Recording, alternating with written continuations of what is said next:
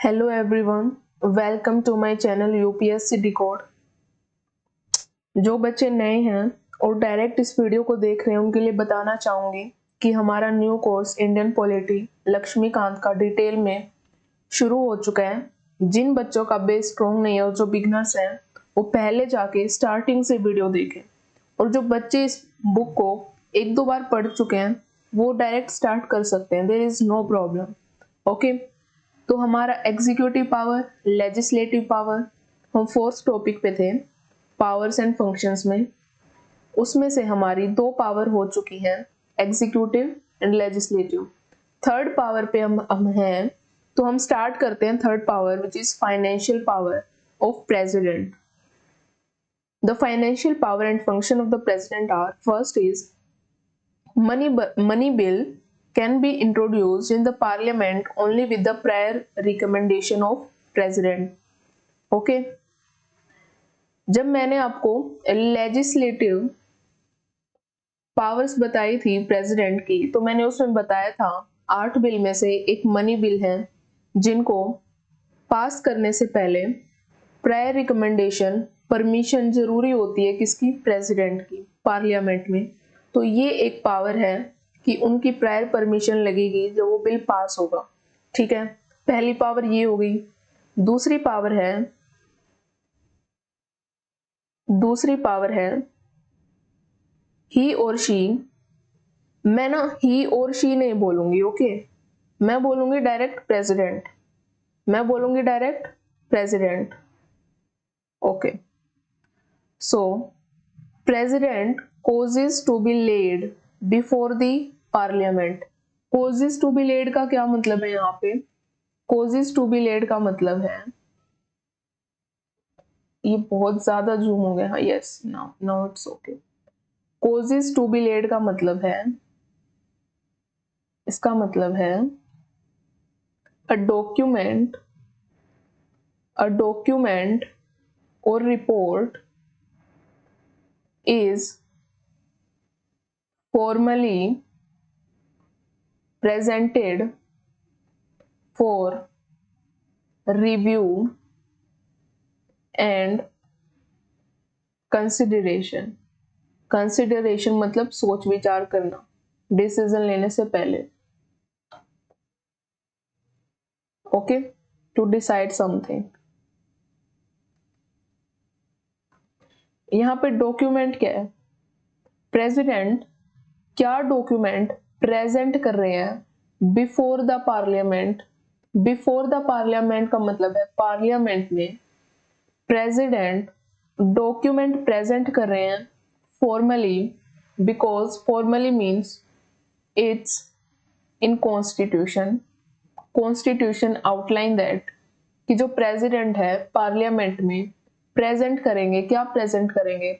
The annual financial statement, the union budget. President जो है union budget को present करते हैं फॉर्मली, कहाँ पे? पार्लियामेंट में। ओके, थर्ड है, अब है ना 2024 में ये क्वेश्चन भी आया था, उन्होंने प्रेसिडेंट के instead of president they wrote their prime minister, और आंसर की में भी उन्होंने ये स्टेटमेंट करेक्ट माने जहां उन्होंने प्राइम मिनिस्टर लिखा है। तो आप उसको ठीक मत मानना, क्योंकि वो जो स्टेटमेंट है ना वो गलत है, वो स्टेटमेंट गलत है। कुछ क्वेश्चंस हैं, 2-3 क्वेश्चन जिनमें प्रॉब्लम आई है, मैं इसलिए बता रही हूँ कि आप इस चैप्टर से जो है पीवाईक्यू सोल्व करें और आपको लगे कि मैम ने गलत पढ़ा दिया। मैम ने गलत नहीं पढ़ाया, यहाँ पे बुक में ऐसा ही लिखा है कि जो प्रेसिडेंट है वो प्रेजेंट करते हैं किसको? एनुअल फाइनेंशियल स्टेटमेंट को, जिसको हम बजट भी बोलते हैं। एनुअल फाइनेंशियल स्टेटमेंट कॉन्स्टिट्यूशन में बोला गया, बजट नहीं बोला गया, हम उसे बजट बोलते हैं। ठीक है, no demand for grant. Demand for grant का क्या मतलब होता है? डिमांड फॉर ग्रांट का मतलब होता है फॉर्मल, थोड़ा सा formal request by the government। Formal request होती है from the government to parliament, parliament से गवर्नमेंट की एक फॉर्मल रिक्वेस्ट होती है फॉर अप्रूव्ड, कि आप अप्रूव्ड कर दीजिए ऑफ फंड्स, वो वाले फंड्स जो to be spent by various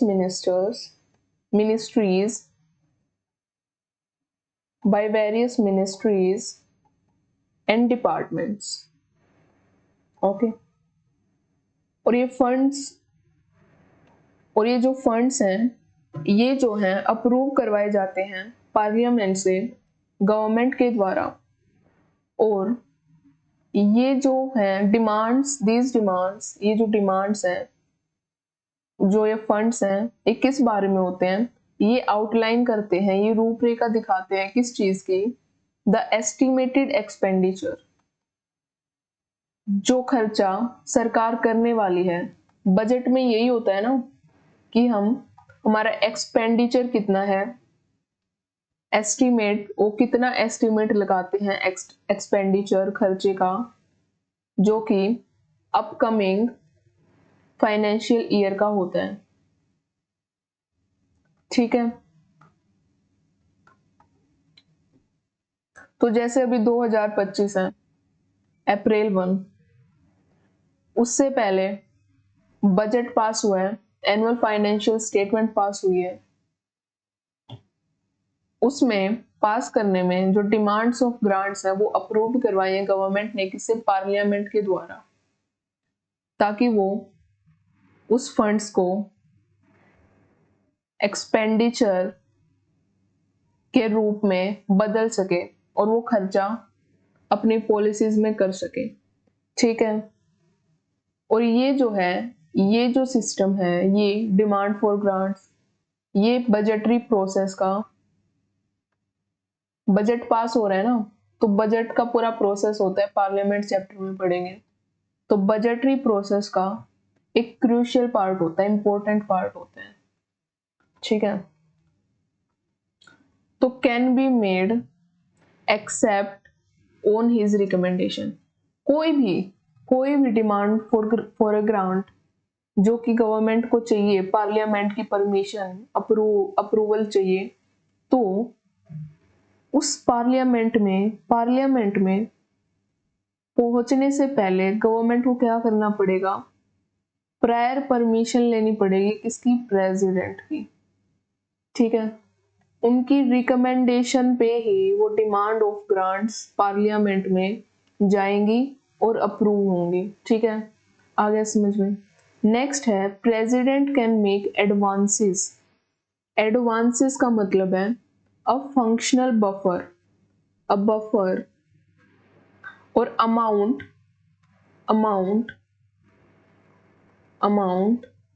that allows just a second, okay,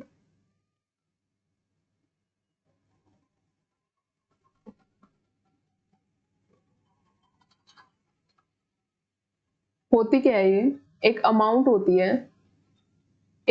होती है जिसमें amount that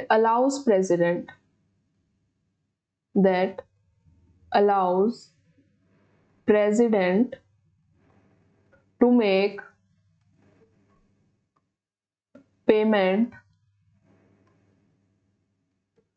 for unforeseen situations।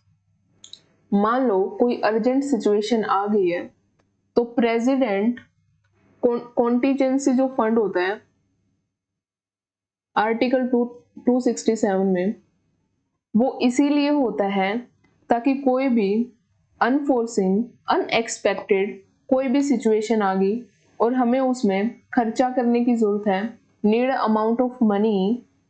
Amount of money, तो प्रेसिडेंट के पास ये राइट है कि वो उस अमाउंट ऑफ मनी को उस फंड में से, कॉन्टिजेंसी फंड ऑफ इंडिया में से निकाल सकते हैं, ताकि उन अनफोर्सिन सिचुएशन पे जो अनफोर्सिन एक्सपेंडिचर है वो कर सके। ठीक है, नेक्स्ट पे चलते हैं। ही और शी, प्रेसिडेंट, कॉन्स्टिट्यूट्स कॉन्स्टिट्यूट का मतलब होता है फॉर्मल एस्टेब्लिशमेंट, फॉर्मल एस्टेब्लिशमेंट। किस चीज की एस्टेब्लिशमेंट हो रही है? अ फाइनेंस कमीशन, आर्टिकल 280, ठीक है। आर्टिकल 280 फाइनेंस कमीशन के बारे में बताते हैं। उसके अकॉर्डिंग क्या होता है कि जो प्रेसिडेंट है फॉर्मली एस्टेब्लिश करते हैं, कॉन्स्टिट्यूट करते हैं, फॉर्मली एस्टेब्लिश करते हैं, क्या एस्टेब्लिश करते हैं? फाइनेंस कमीशन एस्टेब्लिश करते हैं, ठीक है। आफ्टर, मैंने आपको बताया था ना, अपॉइंट भी कौन करता है? फाइनेंस कमीशन के चेयरमैन एंड मेंबर्स को प्रेसिडेंट ही अपॉइंट करते हैं, ओके। आफ्टर एवरी 5 ईयर, हर 5 साल में प्रेसिडेंट फॉर्मल एस्टेब्लिशमेंट करते हैं, हर 5 साल में फाइनेंस कमीशन की फॉर्मल एस्टेब्लिशमेंट करते हैं to recommend the distribution of revenues between the centre and states, कि किस प्रोपोर्शन में सेंटर के पास इतना फंड जाएगा, स्टेट के पास इतना जाएगा, क्या क्या उसमें जो है जिन बेसिस, क्या बेस होंगे जिनके ऊपर उनको रेवेन्यू डिस्ट्रीब्यूट किया जाएगा उन स्टेट्स को, ओके। तो ये सब है, जब हम फाइनेंस कमीशन पढ़ेंगे तो we will get to know in detail, okay. Okay, आगे चलते हैं। अब आते हैं जुडिशियल पावर। फोर्थ टॉपिक पे फोर्थ पावर पे आ चुके हैं हम, ठीक है, जो कि है judicial power. The judicial power and function of president are, क्या क्या जुडिशियल फंक्शन है और पावर है प्रेसिडेंट की? पहली है वो अपॉइंट करते हैं चीफ जस्टिस एंड जजेस of supreme court and high court. Supreme court and high court के chief justice of India and of high court कौन अपॉइंट करते हैं? प्रेसिडेंट। एंड अदर जजेस को कौन अपॉइंट करते हैं? वो भी प्रेसिडेंट अपॉइंट करते हैं। इसको ध्यान रखेंगे, सिर्फ सुप्रीम कोर्ट के नहीं कि सेंटर लेवल पे है तो सुप्रीम कोर्ट, इस हिसाब से नहीं होता।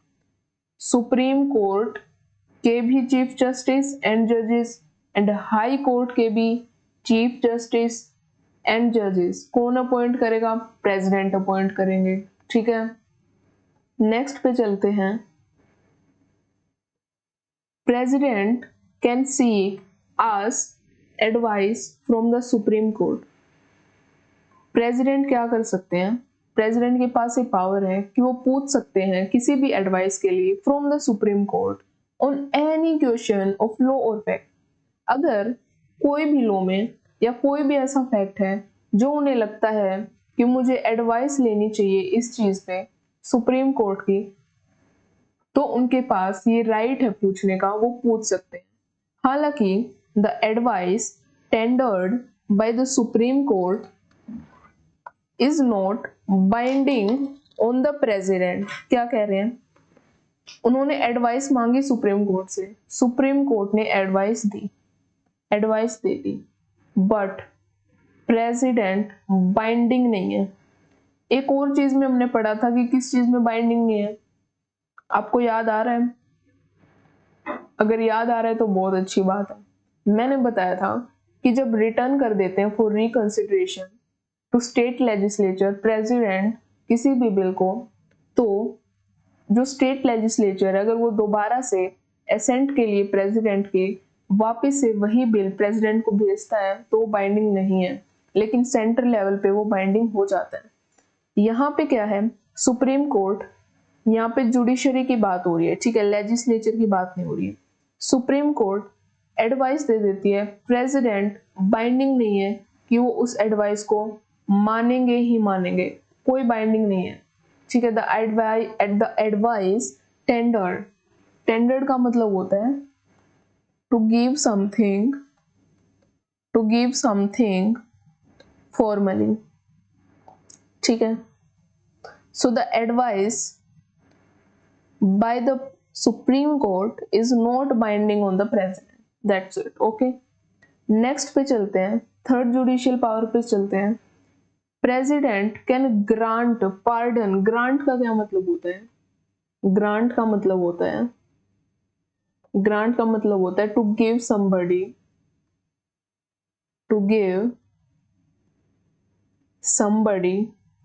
officially, to give somebody officially what he or she asked for। ठीक है, ग्रांट का मतलब होता है कि किसी ने ऑफिशियली ग्रांट का मतलब होता है कि किसी ने ऑफिशियली प्रेसिडेंट से किसी चीज के लिए पूछा है। ठीक है, क्या पूछा है? For pardon. पार्डन क्या होता है?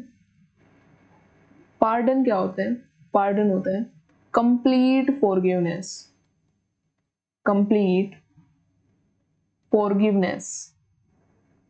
मतलब मान लो किसी पर्सन ने कोई क्राइम किया है, इलीगल एक्शन किया है, किसी ने, इसका मतलब है ऑफेंस। इसको बोलते हैं कि किसी ने कोई क्राइम किया है, उसका जो क्राइम होता है ना, उसको बोलते हैं ऑफेंस। और कोई भी इलीगल एक्शन आप कोई भी करते हैं, ठीक है, उसको बोलते हैं आप ऑफेंस, जो उसका कसूर है। ठीक है, तो इफेक्टिवली पार्डन क्या करता है? इस ऑफेंस को इरेज कर देता है। इरेज का मतलब क्या है? हटा देता है कि ऐसा कुछ है ही नहीं, ऑफेंस है ही नहीं जो इस पर्सन पे लगा है। पार्डन ही होता है कंप्लीट फॉरगिवनेस, वो ऑफेंस ही हटा देता है। उसके बाद क्या होता है? And restore any rights lost due to conviction. Conviction क्या होता है? कन्विक्शन होता है action of finding somebody guilty. Judiciary ने फाइंड किया कि that person is guilty for what? Guilty for जो उसने क्राइम किया है, दैट वो ऑथेंटिक है, वो ठीक है। ठीक है, कोई भी एक्शन जुडिशरी ने फाइंड किया है कि yes that person is guilty in that. Okay, उसके बाद क्या होता है? In a court of law judiciary कर रहे हैं ना, फाइंड कर रहे हैं। अगर ये हो जाता है तो उसमें क्या होता है? कुछ फंडामेंटल राइट्स होते हैं, ठीक है, जो पर्सन के चले जाते हैं। क्यों? क्योंकि उसने क्राइम किया है। लेकिन पार्डन क्या बोलता है कि अब तो ये ऑफेंस है ही नहीं, ये खत्म हो चुका है, पार्डन मिल चुका है। ठीक है, क्यों? क्योंकि प्रेसिडेंट ने ग्रांट किया है ये पार्डन, उनको ऑफिशियली दिया है, to give somebody officially. Offence दिया है उस पर्सन को, सॉरी पार्डन दिया है उस पर्सन को। ठीक है, कि पार्डन का मतलब है कि अब वो जो ऑफेंस है वो खत्म हो चुका है और उसके राइट्स वापस से रिस्टोर हो चुके हैं। तो प्रेसिडेंट क्या कर सकते हैं? Grant pardon. रिप्राइव का क्या मीनिंग होता है? रिप्राइव का मीनिंग होता है, एक सेकेंड, हाँ, रिप्राइव का मीनिंग होता है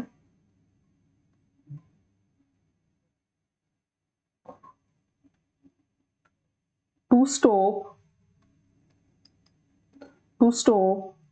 और delay the punishment of a prisoner who going to be punished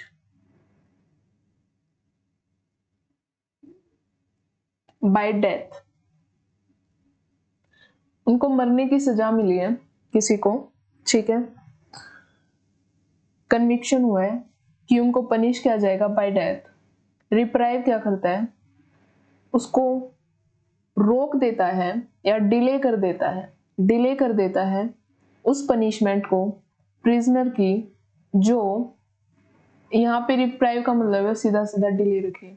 हमें ना इन एक एक चीज को बहुत एक्सप्लेन में करने वाले हैं पार्डनिंग पावर ऑफ प्रेसिडेंट में। ठीक है, अभी के लिए बस इतना याद रखें, रिप्राइव का मतलब होता है डिले, पनिशमेंट को डिले कर दिया है, ठीक है। पार्डन का मतलब होता है कंप्लीट फॉरगिवनेस। देन आता है हमारा रिस्पाइट एंड रेमिशन। रिस्पाइट एंड रेमिशन क्या होता है? रिस्पाइट क्या होता है और रेमिशन क्या होता है? रिस्पाइट होता है to grant a temporary period of relief but not modify होता है अल्टर करना, चेंज करना, modify the sentence। इसका मतलब ये होता है रिस्पाइट का कि आपने टेम्परेरी कुछ समय के लिए, परमानेंट नहीं दिया, कुछ समय के लिए रिलीफ दे दिया है, लेकिन जो सेंटेंस है उसमें कोई चेंज नहीं किया है, ठीक है। But not modify any sentence. मान लो किसी को डेथ सेंटेंस मिला है, ठीक है, उसमें क्या किया है उन्होंने, चेंज किया है। डेथ सेंटेंस तो होगा पर कुछ पीरियड रख दिया गया है जिसमें उसको रिलीफ मिल सके, ठीक है, तो वो होता है रिस्पाइट। रेमिशन क्या होता है? Reduction in the duration of a prison sentence without changing the nature of parliament, without changing the nature of, sorry, punishment।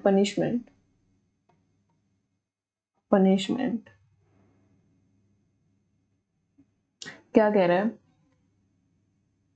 कि मान लो किसी को 15 साल के लिए जेल की सजा हुई है, ठीक है, ड्यूरेशन ऑफ प्रिजन, ठीक है।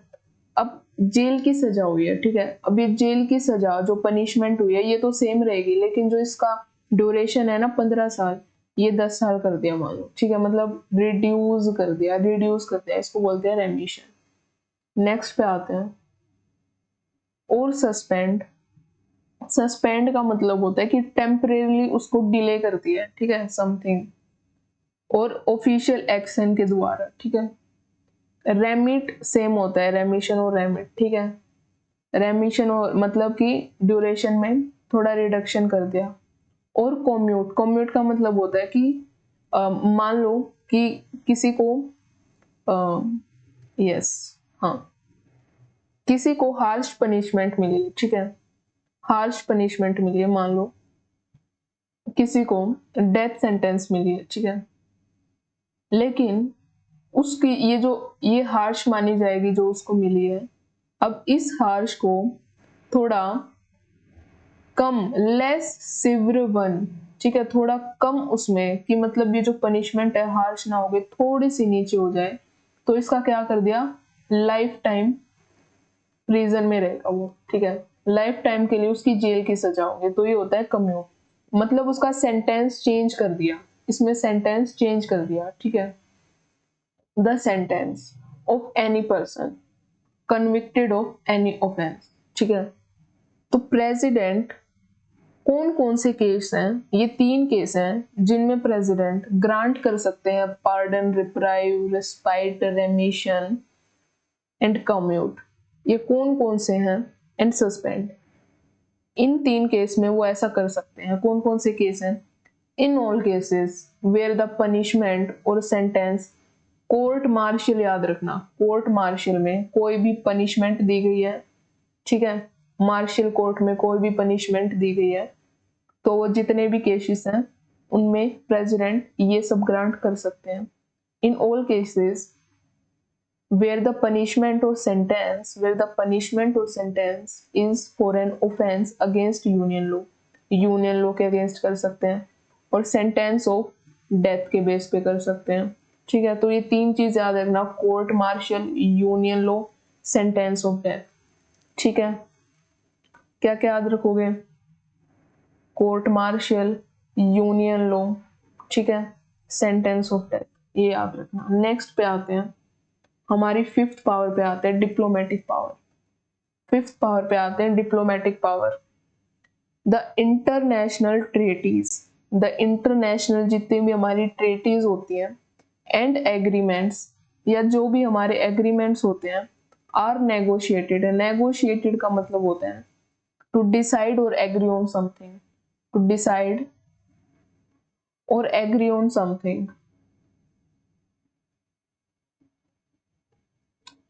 And concluded on behalf of the president। तो जितने भी हम नेगोशिएट करते हैं इंटरनेशनल ट्रीटीज एग्रीमेंट्स, तो वो कंक्लूड किए जाते हैं किसके बिहाफ पे, प्रेसिडेंट के बिहाफ पे। ठीक है, जैसे कोई भी एग्जीक्यूटिव पावर्स में हमने पढ़ा, जो भी एग्जीक्यूटिव फंक्शन होते हैं, द नेम ऑफ प्रेसिडेंट। तो यहाँ पे भी जितनी भी इंटरनेशनल ट्रीटीज या एग्रीमेंट जो भी नेगोशिएट किए जाते हैं, वो किसके बेस पे, किसके बिहाफ पे होते हैं, वो प्रेसिडेंट के बिहाफ पे होते हैं। तो ये एक डिप्लोमेटिक पावर है प्रेसिडेंट के पास। However they are subject to approval of the parliament. इसका क्या मतलब है, are subject to the approval of parliament? इसका मतलब ये है कि अ डिसीजन, दैट डिसीजन, जो भी हमने यहाँ पे डिसीजन लिया है, टू डिसाइड और एग्री ऑन समथिंग, नेगोशिएट किया है, तो that decision, a decision requires the formal consent or ratification of the legislative body। ठीक है, ऑफ द लेजिस्लेटिव बॉडी, जो कि क्या है, इंडिया की क्या है, पार्लियामेंट। तो ये जो भी ट्रीटीज नेगोशिएट की जाती है on the behalf of president are subject to, जो कि रिक्वायर होती हैं कि किस चीज के लिए, फॉर्मल कंसेंट चाहिए, रेटिफिकेशन चाहिए पार्लियामेंट का, उसमें जो भी हम नेगोशिएट करते हैं इंटरनेशनल ट्रीटीज और एग्रीमेंट। तो president represent India in international forums. International forums का क्या मतलब है, अ प्लेटफॉर्म वेयर पीपल या कोई भी ग्रुप और organisation from different countries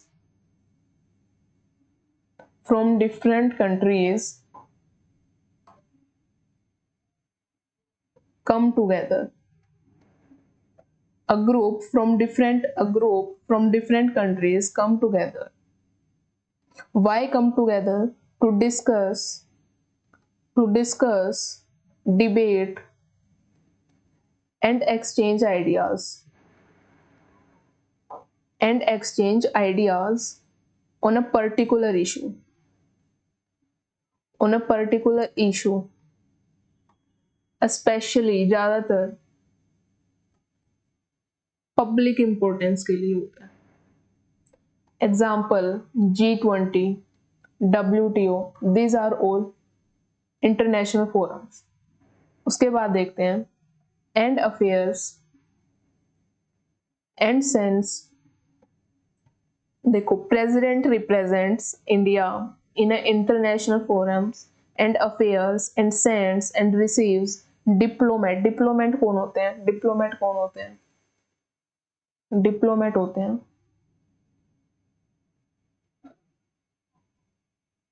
an official who represents his or her country in a foreign country। मतलब मान लीजिए आप एक डिप्लोमेट है, इसका मतलब आप क्या है कि आप ऑफिशियली, अब मान लीजिए आप इंडिया से हैं, ठीक है, आप एक डिप्लोमेट हैं, आप यूएसए में जाते हैं, तो वहां पे आप ऑफिशियली क्या करेंगे, आप रिप्रेजेंट करेंगे हमारी कंट्री को, इंडिया की कंट्री को, कहाँ करेंगे, यूएसए में। तो ये होते हैं डिप्लोमेट्स। ओके,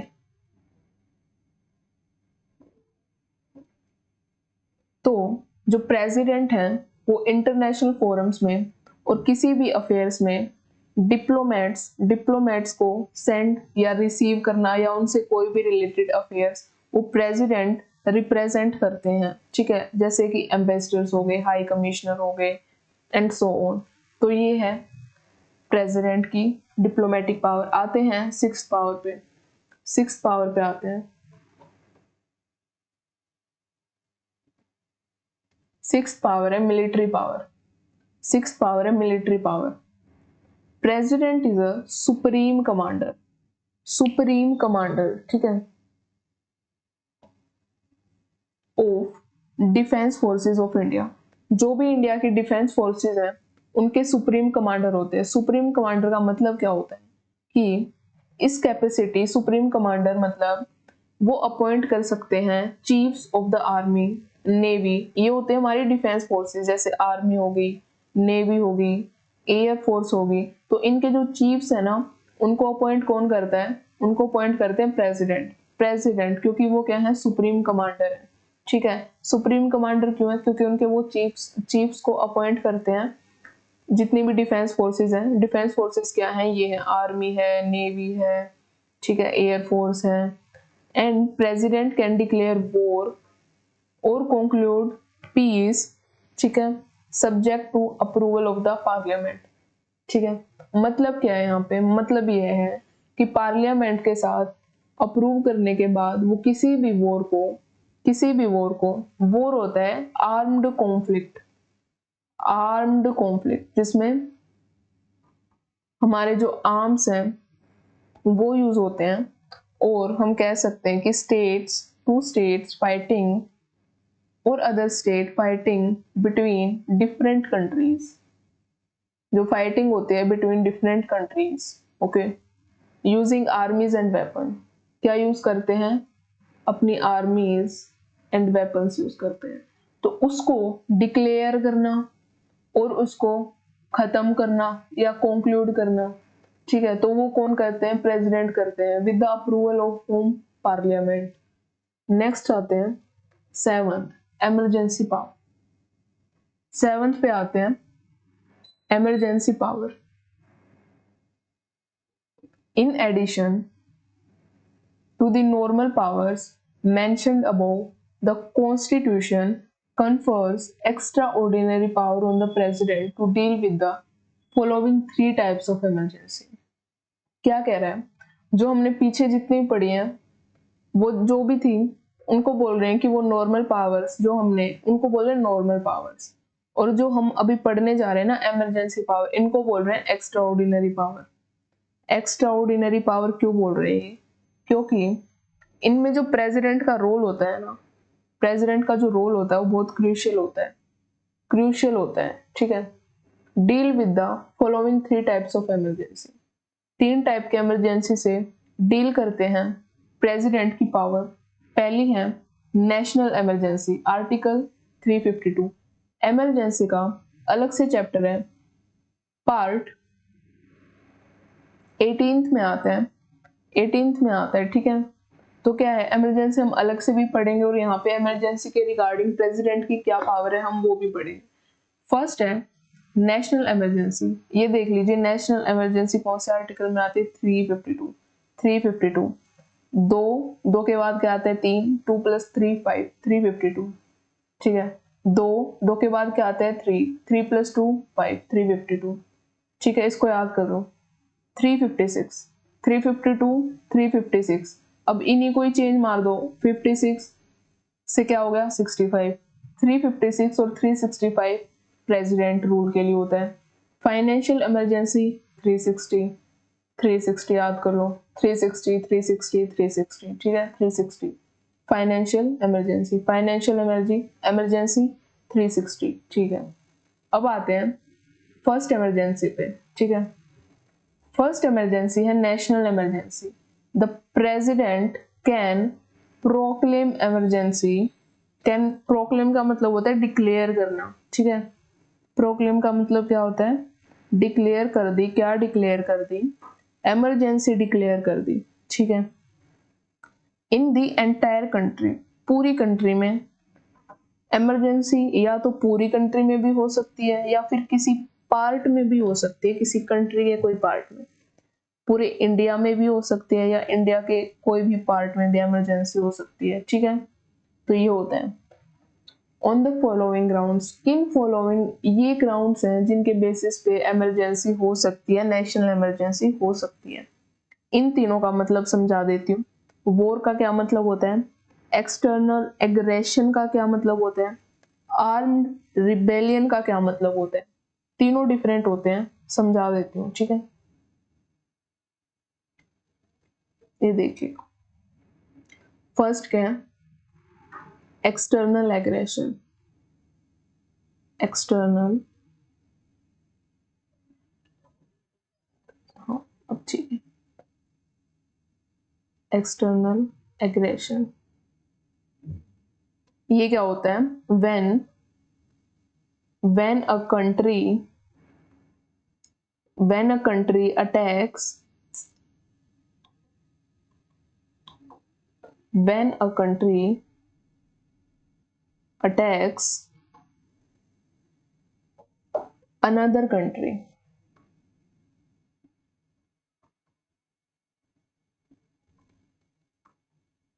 जब एक कंट्री दूसरी कंट्री पे अटैक करती है without any formal declaration, without any, कोई फॉर्मल डिक्लेरेशन नहीं किया कि यहाँ पे कोई भी अटैक होने वाला है, एकदम से अटैक कर दिया, या उन्होंने कुछ भी डिक्लेयर नहीं किया फॉर्मली और उन्होंने अटैक कर दिया, इसका मतलब क्या होता है, वो है एक्सटर्नल एग्रेशन। यही होता है एक्सटर्नल एग्रेशन, और कुछ नहीं होता, ठीक है। कि उन्होंने वॉर का कोई भी फॉर्मल डिक्लेरेशन नहीं किया कि वॉर होने वाला है, और डायरेक्ट अटैक करना इज एन एक्सटर्नल एग्रेशन, ठीक है। इस मोमेंट पे क्या हो सकता है, नेशनल इमरजेंसी लग सकती है, ठीक है, इंडिया में, या तो पूरे इंडिया में लग सकती है, या फिर कोई भी इंडिया के पार्ट में लग सकती है, दोनों ही केस में नेशनल इमरजेंसी लग सकती है, ठीक है। सेकंड पे आते हैं, सेकंड पे आते हैं आर्म्ड रिबेलियन। आर्म्ड रिबेलियन क्या होता है, group of people, armed rebellion क्या होता है, group of people rising up, rising up of word for word against the ruling power। मान लो कोई गवर्नमेंट चल रही है, ठीक है, हमारा पॉलिटिकल सिस्टम है, जैसे डेमोक्रेटिक सिस्टम है, गवर्नमेंट है, ठीक है, जो हमारे इंडिया के एडमिनिस्ट्रेशन को रन करती है।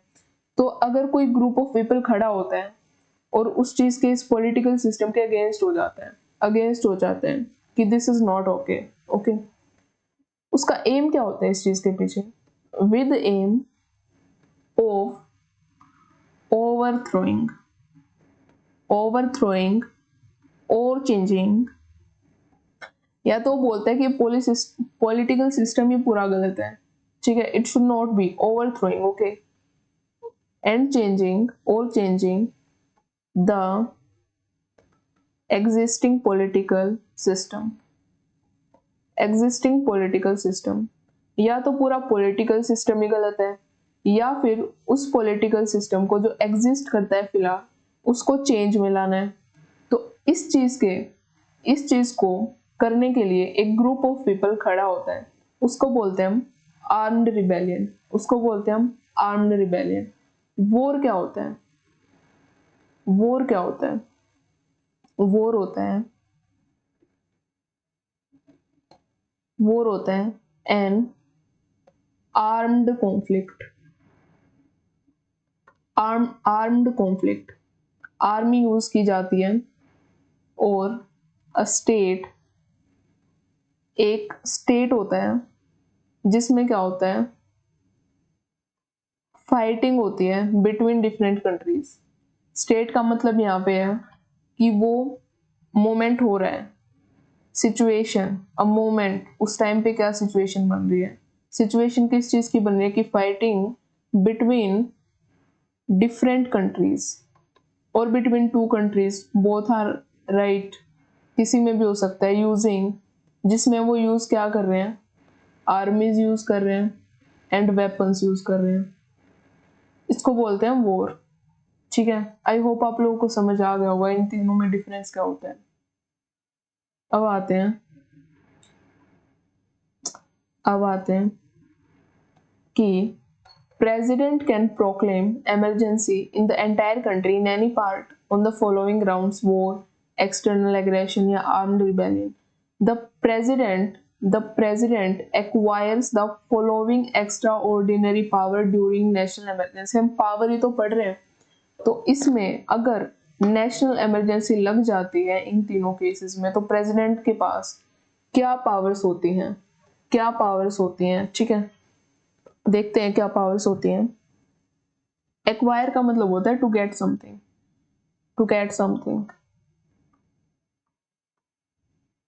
ठीक है, मतलब प्रेसिडेंट के पास वो चीज आ जाती है, क्या चीज आ जाती है, एक्स्ट्रा ऑर्डिनरी पावर। अब हम देखते हैं ऐसी पावर्स हैं क्या जो कि एक्स्ट्रा ऑर्डिनरी जिनको बोल रहे हैं, ऐसा क्या होता है कि हम उनको एक्स्ट्रा ऑर्डिनरी बोल रहे हैं जो कि ऑर्डिनरी नहीं है, नॉर्मल नहीं है, नॉर्मल से ज्यादा है, एक्स्ट्रा है। ऐसी कौन सी पावर है वो जो नेशनल इमरजेंसी के दौरान प्रेसिडेंट के पास एक्वायर हो जाती हैं, उनके पास पावर वो हैं। ठीक है, देखते हैं फर्स्ट पावर क्या है। फर्स्ट पावर है प्रेसिडेंट कैन मॉडिफाई, चेंज कर सकते हैं, president can change modify the pattern of distribution of financial resources between union and states. क्या कह रहे हैं ये,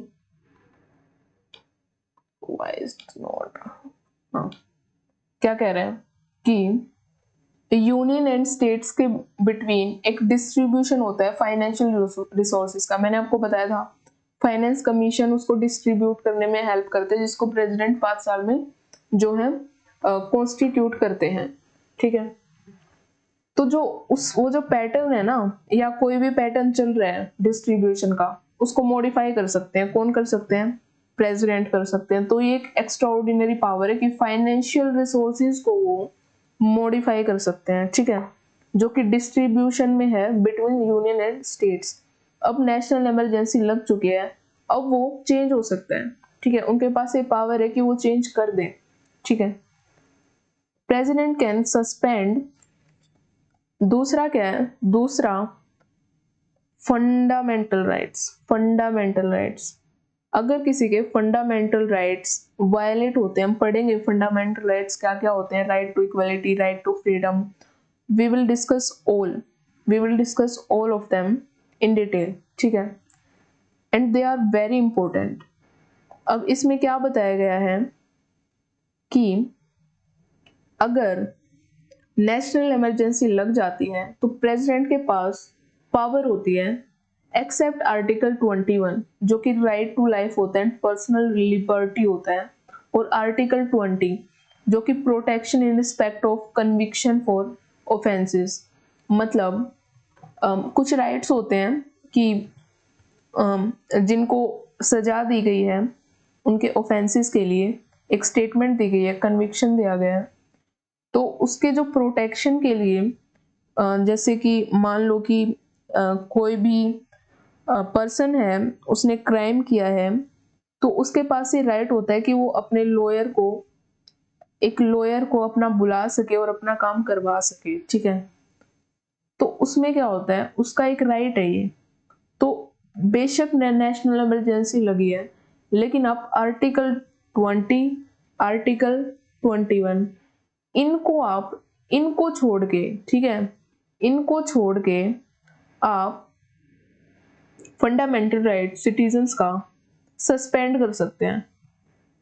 ठीक है, उस टाइम पे सस्पेंड कर दिया, है ही नहीं, वो चीज है ही नहीं अब। ठीक है, फंडामेंटल राइट्स है ही नहीं कि आप उस टाइम पे जाएंगे और सुप्रीम कोर्ट में केस कर देंगे कि हमारे फंडामेंटल राइट्स जो हैं वो वायलेट हुए हैं। आप ऐसा नहीं कर सकते। पर कौन कौन से आर्टिकल हैं, आर्टिकल 20 और 21, आर्टिकल 20 और 21 को छोड़कर प्रेसिडेंट के पास ये पावर होती है कि वो फंडामेंटल राइट्स सिटीजन्स के, जो भी इंडिया में हैं, जो भी सिटीजन्स हैं इंडिया के, उनके जो फंडामेंटल राइट्स हैं उनको वो सस्पेंड कर सकते हैं। ठीक है, तो ये पावर होती है fundamental rights, financial resources, both are very extraordinary power. ठीक है, उसके बाद देखते हैं सेकंड है प्रेसिडेंट रूल। सेकंड इमरजेंसी है जिसको हम बोलते हैं प्रेसिडेंट रूल। थोड़ा सा नीचे कर लेते हैं, ओके। हाँ, president rule, it is also known state emergency और कॉन्स्टिट्यूशनल इमरजेंसी। हम इसको स्टेट इमरजेंसी क्यों बोल रहे हैं, कॉन्स्टिट्यूशनल इमरजेंसी क्यों बोल रहे हैं, वो मैं आपको बताती हूँ। और इन्होंने बताया भी है, इनके जो ग्राउंड्स है ना, ये जब इमरजेंसी लगती है, जो प्रेसिडेंट रूल लगता है, जिसको हम कॉन्स्टिट्यूशनल और स्टेट इमरजेंसी भी बोलते हैं, ये जिन ग्राउंड्स पे लगती है ना, जिन ग्राउंड्स पे लगती है उनके बेसिस पे बोला गया है कि स्टेट इमरजेंसी और ये कॉन्स्टिट्यूशनल इमरजेंसी। कौन कौन से ग्राउंड है, failure of constitutional machinery in the state. States का मतलब यहाँ पे प्रोविंशियल लेवल, प्रोविंशियल लेवल पे। ठीक है, मान लो ये है पूरा इंडिया, इनमें है स्टेट्स। तो अगर किसी स्टेट में कॉन्स्टिट्यूशनल मशीनरी का फेलियर हो गया, इसका मतलब क्या होता है, इसका मतलब ये है, फेलियर का मतलब क्या है, फेलियर का मतलब ये है, फेलियर ऑफ कॉन्स्टिट्यूशनल मशीनरी का मतलब ये है कि a situation where the government of a state और रीजन, किसी भी स्टेट की, और वहां पे स्टेट भी तो एक रीजन है ना, नॉट बी रन, वो रन नहीं कर रहा है, मतलब उसका पॉलिटिकल सिस्टम, एडमिनिस्ट्रेशन जो होता है, जो एडमिनिस्ट्रेशन जो चल रहा है, पॉलिटिकल सिस्टम जो चल रहा है, वो रन नहीं कर रहा है, not to be run according to what, according to the constitutional provision. कोई भी स्टेट या कोई भी रीजन, अगर उसका पॉलिटिकल सिस्टम, ठीक है, अगर उसका पॉलिटिकल सिस्टम या एडमिनिस्ट्रेशन कॉन्स्टिट्यूशन के हिसाब से नहीं चल रहा, जो कॉन्स्टिट्यूशन में प्रोविजन उसके हिसाब से नहीं चल रहा है, इसका मतलब माना जाएगा कि वो फेलियर ऑफ कॉन्स्टिट्यूशनल मशीनरी है, फेलियर ऑफ कॉन्स्टिट्यूशनल मशीनरी है। कि कॉन्स्टिट्यूशन ने बताया है कि ये मशीनरी, इस मशीनरी ऐसे चलेगी किसी स्टेट की, इस पॉलिटिकल सिस्टम, इस एडमिनिस्ट्रेशन के हिसाब से, पर वो आप चला ही नहीं रहे हो, इसका मतलब क्या है कि वो फेलियर है उस कॉन्स्टिट्यूशनल मशीनरी का। इसमें प्रेसिडेंट के पास पावर हो सकती है, अगर आप ऐसा करेंगे, फेलियर होगा कॉन्स्टिट्यूशनल मशीनरी का, तो वहां पे लगेगा प्रेसिडेंट रूल। अब आपको समझ में आया इसको कॉन्स्टिट्यूशनल इमरजेंसी क्यों बोलते हैं, क्योंकि यहाँ पे कॉन्स्टिट्यूशनल मशीनरी का फेलियर हो रहा है, इसलिए हम इसको कॉन्स्टिट्यूशनल इमरजेंसी बोल रहे हैं। सेकंड है फर्स्ट ग्राउंड ये हो गया प्रेसिडेंट रूल लगने का। सेकंड है फेलियर टू कंप्लाई विद, और कंप्लाई बोल लीजिए या ये बोल लीजिए, failure to give affect to direction given by the union. क्या कह रहा है ये कि यूनियन ने कोई डायरेक्शन दिया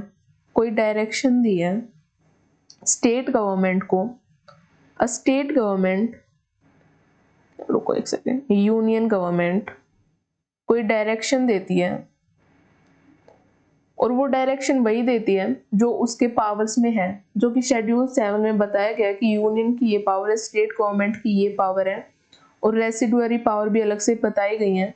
तो उसमें बताया गया है कि जो यूनियन पावर के पास जो पावर है, और यूनियन गवर्नमेंट या जो भी उनके पास पावर है जो कॉन्स्टिट्यूशन में है, उनके हिसाब से जो यूनियन गवर्नमेंट डायरेक्शन देती है स्टेट्स को कि आपको ये करना है, ये नहीं करना है, लेकिन स्टेट उसको नहीं मानते हैं, स्टेट उसको नहीं मानती है, स्टेट गवर्नमेंट नहीं मानती है, नॉट ओबेड नहीं मानती है, और ना ही एंड नोट इम्प्लीमेंट, और वो उसको इम्प्लीमेंट नहीं करती है, ठीक है, तो क्या होगा, वो उसमें उस चीज में क्या लगेगा, उसको बोलेंगे कि फेलियर हो चुका है to give affect to direction given by union. इसमें फेलियर है कि वो ओबे नहीं कर रही और इम्प्लीमेंट नहीं कर रही। अगर यूनियन गवर्नमेंट की डायरेक्शन को स्टेट इम्प्लीमेंट नहीं करता है तो भी क्या होगा, प्रेसिडेंट रूल लग जाएगा, ठीक है। और ये स्टेट में ही लग रहा है तो इसको स्टेट इमरजेंसी बोलेंगे। स्टेट नहीं मान रहा, स्टेट इंप्लीमेंट नहीं कर रहा है, स्टेट में फेलियर ऑफ कॉन्स्टिट्यूशनल इमरजेंसी होगी, इसलिए स्टेट इमरजेंसी बोल रहे हैं।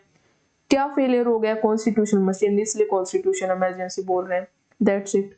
नेक्स्ट आता है द प्रेसिडेंट एक्वायर्स, मतलब to get the following extraordinary power when the president rule is imposed in the state। आपने देखा नेशनल इमरजेंसी में फंडामेंटल राइट्स के एक्स्ट्राऑर्डिनरी पावर्स थी, और क्या थी, फाइनेंशियल जो रिसोर्सेज हैं यूनियन एंड स्टेट्स में वो थी। अब देखते हैं अगर प्रेसिडेंट रूल लग जाता है तो प्रेसिडेंट के पास कौन कौन सी एक्स्ट्राऑर्डिनरी पावर है। फर्स्ट है president can assign to himself, ठीक है। असाइन का मतलब है to give something to somebody for a particular purpose, to give something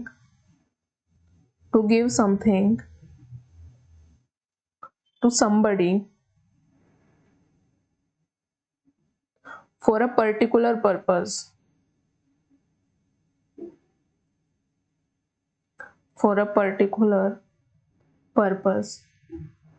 तो प्रेसिडेंट क्या कर सकते हैं, वो टू गिव दे सकते हैं टू हिमसेल्फ।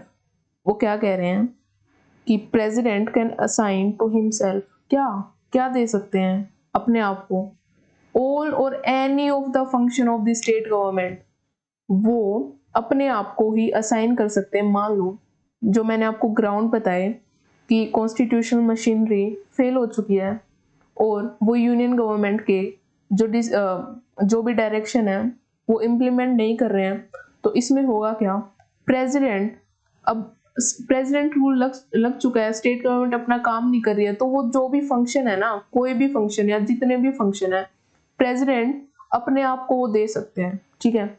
अपने आप को साइन कर लेंगे कि फंक्शन अब मेरे यहाँ से होंगे, ठीक है। जो भी स्टेट गवर्नमेंट के जो एडमिनिस्ट्रेशन को रन करने के लिए जो भी फंक्शन करने हैं वो प्रेसिडेंट को अपने आप को असाइन कर सकते हैं, ठीक है।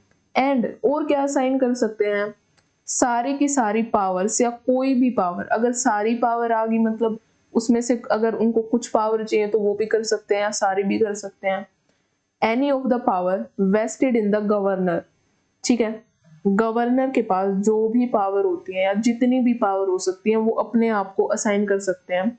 और एनीबडी, या किसी गवर्नर के पास या किसी के भी पास स्टेट गवर्नमेंट में, या अथॉरिटी इन द स्टेट, जिसके पास भी किसी भी चीज की अथॉरिटी है, मतलब पूरा स्टेट गवर्नमेंट का जो एडमिनिस्ट्रेशन है वो खुद को असाइन कर सकते हैं। कौन कर सकते हैं, प्रेसिडेंट।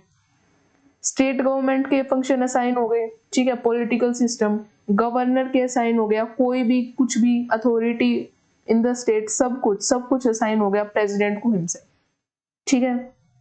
तो इट्स अ वेरी एक्स्ट्राऑर्डिनरी कि स्टेट गवर्नमेंट का जो एडमिनिस्ट्रेशन है, जो पॉलिटिकल सिस्टम है, वो किसके अंडर में आ गया, वो प्रेसिडेंट के अंडर में आ गया। प्रेसिडेंट रूल लग गया, वो प्रेसिडेंट के अंडर में आ गया, ठीक है। It's a very extraordinary power. Next होता है, वो क्या कर सकते हैं, president can declare that the power of the state legislature, जो भी स्टेट लेजिस्लेचर की पावर है, जब हम स्टेट लेजिस्लेचर जो चैप्टर है जब हम करेंगे तो हमें पता लगेगा कि क्या क्या पावर्स होती हैं स्टेट लेजिस्लेचर के पास। तो वो जो पावर्स हैं स्टेट लेजिस्लेचर की, प्रेसिडेंट डिक्लेयर कर सकते हैं कि शैल बी एक्सरसाइजेबल बाय और under the authority of parliament. पहला क्या बोला कि सारे फंक्शन अब प्रेसिडेंट के पास असाइन हो गया, प्रेसिडेंट संभालेंगे, वो प्रेसिडेंट रूल है। पर प्रेसिडेंट क्या कर सकते हैं, अब उसका जो भी करना है, पॉलिटिकल सिस्टम जैसे भी एडमिनिस्ट्रेशन करना है, तो उसको एक्सरसाइज करने के लिए उसकी अथॉरिटी वो किसको दे सकते हैं, पार्लियामेंट को दे सकते हैं। पार्लियामेंट को दे सकते हैं। कहने का मतलब ये है स्टेट गवर्नमेंट का पॉलिटिकल सिस्टम एडमिनिस्ट्रेशन प्रेसिडेंट ने ले लिया, किसको दे दिया? पार्लियामेंट को दे दिया। पार्लियामेंट का मतलब यहाँ पे क्या है? लोकसभा एंड राज्यसभा। ठीक है, पार्लियामेंट के हाथ में है ये चीज। ठीक है, अब देखते हैं, it's a very extraordinary power. Third देखते हैं, president can authorise when the Lok Sabha is not in session. ठीक है, मान लीजिए प्रेसिडेंट रूल लग गया, ठीक है, लग गया, लेकिन अभी रिसेस चल रही है। ठीक है, जिन्होंने भी पहले लेक्चर्स मेरे नहीं देखे हैं प्रेसिडेंट के, पहले आप वो जाके देखिए ताकि आपको कोई भी इशू ना आए ये चीज पढ़ने में या समझने में। तो जो भी रिसर्च चलती है, जैसे कि बजट सेशन होता है, ठीक है, उसके बाद मॉनसून सेशन होता है। तो बजट सेशन मई में खत्म हो जाता है, मॉनसून सेशन जुलाई में शुरू होता है, बीच में जून।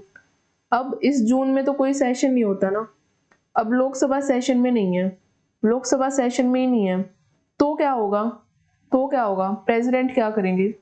Expenditure from the consolidated fund of state pending the sanction of such expenditure by the parliament. क्या कह रहे हैं? ये कह रहे हैं कि president to give official permission for something और for somebody to do something. Authorise का क्या मतलब होता है? ऑथराइज का मतलब होता है to give official permission for something. किसी चीज की ऑफिशियल परमिशन दे दी है कुछ करने के लिए, टू डू समथिंग। यहाँ पे किस चीज के लिए परमिशन दी जाती है? किस चीज के लिए परमिशन दी जा रही है? President can give permission to do something which something, what is something here, when, जब लोकसभा सेशन में नहीं है। देन एक्सपेंडिचर, कोई भी एक्सपेंडिचर करना है, जैसे कंसोलिडेटेड फंड ऑफ इंडिया है ना, उसमें से हम एक्सपेंडिचर करते हैं, डिमांड फॉर ग्रांट्स करते हैं, उसके बाद हम कोई भी एक्सपेंडिचर कर सकते हैं उसमें से। तो ऐसे ही कंसोलिडेटेड फंड ऑफ स्टेट होते हैं, हर एक स्टेट का कंसोलिडेटेड फंड ऑफ स्टेट होता है। तो उसमें से जो एक्सपेंडिचर करना है, अगर लोकसभा सेशन में नहीं है और उसमें से कोई एक्सपेंडिचर करना है कंसोलिडेटेड फंड ऑफ स्टेट में से, पेंडिंग द सैंक्शन, या फिर मतलब एक्सपेंडिचर करना है, या फिर पार्लिया, या फिर कोई जो सैंक्शन है, सैंक्शन का मतलब कि अभी उस पर परमिशन देनी है, ठीक है, अभी परमिशन दी नहीं है कि उस एक्सपेंडिचर की अभी परमिशन दी नहीं है। ठीक है, जैसे मान लो डिमांड ऑफ ग्रांट्स है तो उसको पार्लियामेंट अप्रूव करती है, मान लो स्टेट गवर्नमेंट में भी, स्टेट पार्लियामेंट में वो भी अप्रूव नहीं हुई है, वो पेंडिंग पड़ी है, वो पेंडिंग पड़ी है। सैंक्शन का मतलब होता है कि ऑफिशियल ऑर्डर देना that limits business contact with a particular, official permission to do और चेंज समथिंग। ठीक है, ऑफिशियल परमिशन देना कुछ चेंज करने के लिए। ठीक है, एक्सपेंडिचर करना कंसोलिडेटेड फंड ऑफ स्टेट में, उसका जो अथोराइजेशन है वो जो है प्रेसिडेंट के पास आ जाता है, या फिर कोई पेंडिंग पड़ा हो एक्सपेंडिचर के लिए bye the parliament of state government, तो वो उसके लिए अथोराइज है। ठीक है, तो ये है। अब आपको ये तीनों चीज एक्स्ट्राऑर्डिनरी पावर समझ में आ गई होंगी कि president can authorise when the Lok Sabha is not in session expenditure from the consolidated fund of states pending the session of such expenditure by the parliament. तो ये जो दोनों चीज है ना, एक्सपेंडिचर करना कंसोलिडेटेड फंड ऑफ में से, और कोई भी पेंडिंग पड़ा हो कि हमें एक्सपेंडिचर करना हो, अगर उसके बारे में कोई भी परमिशन देनी हो या ऑफिशियल ऑर्डर देना हो कुछ लिमिट करने के लिए या किसी भी पर्टिकुलर कॉन्ट्रैक्ट के लिए, तो वो भी ऑथराइज किसको हो जाता है? प्रेसिडेंट को। मतलब स्टेट गवर्नमेंट का जो एडमिनिस्ट्रेशन है उनके पास आ गया। ठीक है, वो जो है एडमिनिस्ट्रेशन वो पार्लियामेंट को दे सकते हैं, और जो फंड है वो भी उनके अंडर में आ गया। तो प्रेसिडेंट रूल की इतनी एक्स्ट्राऑर्डिनरी पावर प्रेसिडेंट के पास आ जाती है। थर्ड है फाइनेंशियल इमरजेंसी। आर्टिकल आपको पता है ना, इमरजेंसी चैप्टर में अलग से पढ़ेंगे। ठीक है, आर्टिकल 352 हमारा हो गया, आर्टिकल 356 और 365 हमारा हो गया। इनको एक्सप्लेन में भी पढ़ेंगे, यहाँ पे प्रेसिडेंट से रिलेटेड बताया गया है, ठीक है। और फाइनेंशियल इमरजेंसी 360 अब हम करेंगे। The president can proclaim declare financial emergency if, अगर प्रेसिडेंट सेटिस्फाई है कि जो फाइनेंशियल स्टेबिलिटी है और क्रेडिट ऑफ इंडिया है, जो हमने लोन लिया है, क्रेडिट का मतलब होता है लोन, और एनी पार्ट देयर ऑफ, या कोई भी पार्ट हो, किसी कोई भी रीजन हो, इस थ्रेटन, थ्रेटन का मतलब क्या होता है, थ्रेटन का मतलब होता है feeling that something bad might happen. Threaten का मतलब होता है feeling that something bad might happen, हो सकता है कुछ बुरा हो सकता है, इसकी फीलिंग आने को बोलते हैं थ्रेटन। अगर प्रेसिडेंट को लग रहा है कि कोई भी इंडिया में फाइनेंशियल स्टेबिलिटी को खतरा हो गया है, ठीक है, या फिर लोन की वजह से कुछ भी, या कोई भी पार्ट से फाइनेंशियल इमरजेंसी, उसको वो डिक्लेयर कर देंगे। प्रेसिडेंट के पास ये पावर होती है। अगर वो सेटिस्फाई हो जाए कि खतरा है किस चीज को, हमारी इंडिया की फाइनेंशियल स्टेबिलिटी और क्रेडिट ऑफ इंडिया को, ठीक है, क्रेडिट ऑफ इंडिया से रिलेटेड जो भी चीजें हैं, any part thereof, okay. During a financial emergency the president can issue direction. Financial emergency लगने के बाद, हमने पढ़ा नेशनल इमरजेंसी के बाद फंडामेंटल रूल्स और ये फाइनेंशियल रिसोर्सेज का उनके पास आ जाता है extra ordinary power. President rule में हमने पढ़ा। अब फाइनेंशियल इमरजेंसी लगने के बाद क्या एक्स्ट्रा ऑर्डिनरी पावर आती है, वो आती है प्रेसिडेंट डायरेक्शन इशू कर सकते हैं for the reduction of salaries and allowances of all और एनी क्लास ऑफ पर्सन, ठीक है। वो बोल सकते हैं कि आप इनकी सैलरी या किसी का अलाउंसेस, अगर किसी ने सैलरी और अलाउंसेस का मीनिंग अगर देखना है, मैं हर एक चीज डिफाइन कर चुकी हूँ पहले लेक्चर्स में। मेरे यूट्यूब चैनल पे प्लेलिस्ट में जाके इंडियन पॉलिटी के नाम से जो प्लेलिस्ट है, स्टार्टिंग से वीडियो देखें एंड प्लीज डू सब्सक्राइब, क्योंकि जब आप सब्सक्राइब करते हैं, लाइक करते हैं, कमेंट करते हैं, मुझे भी मोटिवेशन मिलता है कि हाँ मैं इतना अच्छा कंटेंट ला रही हूँ और मैं आपके लिए और भी अच्छा कंटेंट लाऊं। तो प्लीज डू सब्सक्राइब, ओके। तो आते अपने काम पे। The president can issue direction for the reduction of salaries and allowances. Salary और अलाउंसेस को रिड्यूस कर सकते हैं किसी भी क्लास, किसी भी पर्सन की, serving in the connection with the affair of union. कोई भी यूनियन गवर्नमेंट में, ठीक है, कोई भी किसी भी क्लास का पर्सन है, ठीक है, कोई भी है, तो उनकी सैलरी एंड अलाउंसेस को कम कर सकते हैं, रिड्यूस कर सकते हैं, इंक्लूडिंग द जजेस ऑफ द सुप्रीम। बेशक वो सुप्रीम कोर्ट और हाई कोर्ट के जजेस ही क्यों ना हो, उनकी भी सैलरी और अलाउंसेस को हम रिड्यूस कर सकते हैं फाइनेंशियल रिसोर्सेज में। तो ये थी हमारी पावर्स। पावर्स हमारी खत्म हो चुकी है। नेक्स्ट में हम करेंगे veto powers. Veto power of president. Veto power क्या होता है कि जो हम बिल के जो एसेंट होते हैं, जो मैंने आपको बताया था कि बिल के रिगार्डिंग प्रेसिडेंट के पास क्या क्या ऑप्शन होते हैं, बस उन्हीं को वीटो पावर में अलग अलग नाम दे दिया गया है बस। तो वो हम पढ़ेंगे। जैसे विद होल्ड का अलग नाम है, ठीक है, जैसे इसका एब्सोल्यूट वीटो है, वीटो का मतलब होता है फॉरबिड। वो हम नेक्स्ट लेक्चर में करेंगे बहुत अच्छे से डिटेल में, ठीक है। मेरी एक रिक्वेस्ट है, मेरी एक रिक्वेस्ट है, the only request is please do subscribe, okay? If you please do subscribe if you like my content, like my content, ठीक है। अगर अगर किसी को प्रॉब्लम आ रही है समझने में, या कोई चाहता है कि मेरा टीचिंग वे चेंज करना हो, आप मुझे कमेंट करके अपनी राय प्रस्तुत कर सकते हैं, ठीक है। हाँ, प्योर हिंदी, ओके, प्रस्तुत कर सकते हैं, नो प्रॉब्लम। अगर आपको अच्छा लगे तो ठीक है, और प्लीज सब्सक्राइब कर दीजिएगा, ठीक है। ऐसा होता है ना कि जब हम कोई टेस्ट देते हैं जब हम कोई, और हम उसकी फुल प्रिपरेशन करते हैं, है ना, तो हम क्या एक्सपेक्ट करते हैं, हम एक्सपेक्ट करते हैं हमारा रिजल्ट जो है वो अच्छा है।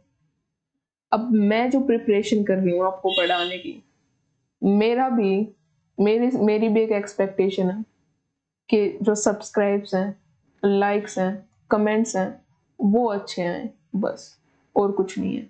I just want a result of my preparation, that's it. चलते हैं, नेक्स्ट वीडियो में मिलते हैं। ओके, थैंक यू एंड धन्यवाद। ओके, नेक्स्ट वीडियो में मिलते हैं।